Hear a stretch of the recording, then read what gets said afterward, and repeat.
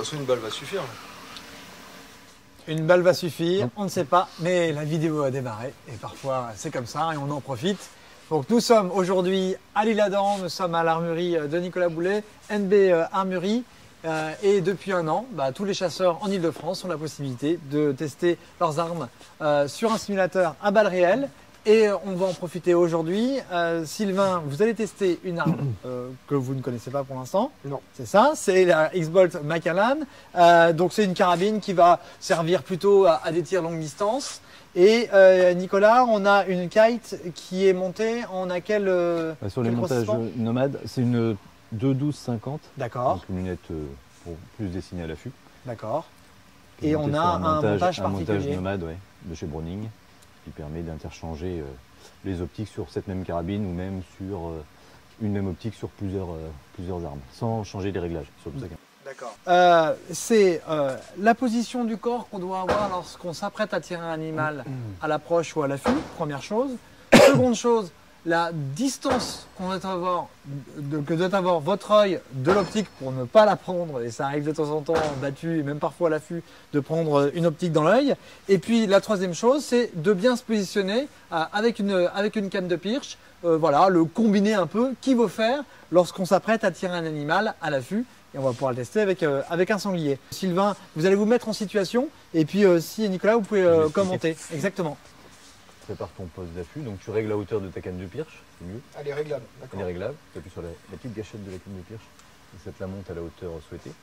Donc il faut bien caler sa carabine dans le creux de l'épaule, bon ça comme avec toutes les armes.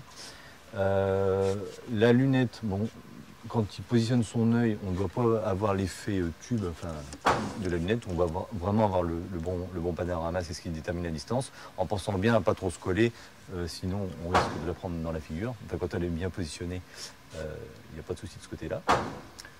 On n'appuie surtout jamais les canons des carabines sur un appui, on appuie toujours le fût de la carabine, parce que sinon ça peut créer des problèmes balistiques importants, enfin, ça engendre des problèmes de précision. D'accord. On se prépare donc, on arme sa carabine quand on est prêt à tirer et donc le doigt toujours le long du pontet. On revoit tout ce qu'on a vu tout à l'heure, le pied gauche en avant en direction de l'endroit où on va tirer, légèrement fléchi sur l'avant, bien caler sa carabine et bloquer sa respiration et appuyer le plus progressivement possible sur la détente.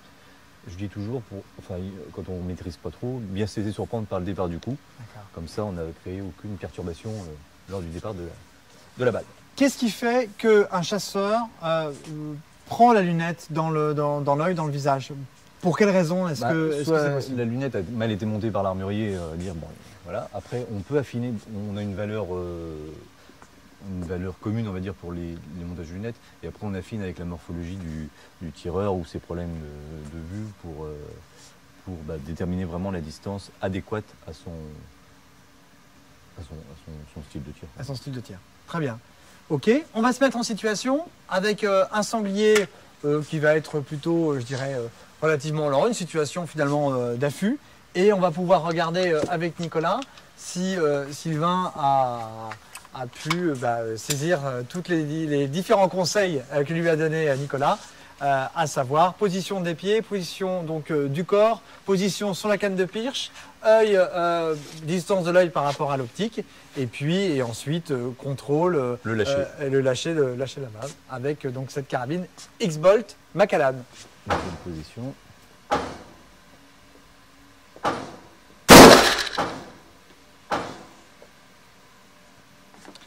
Sylvain, est-ce que vous vous êtes laissé surprendre par le départ? Oui. A priori, oui. A priori, surtout oui. qu'elle a un départ assez sensible.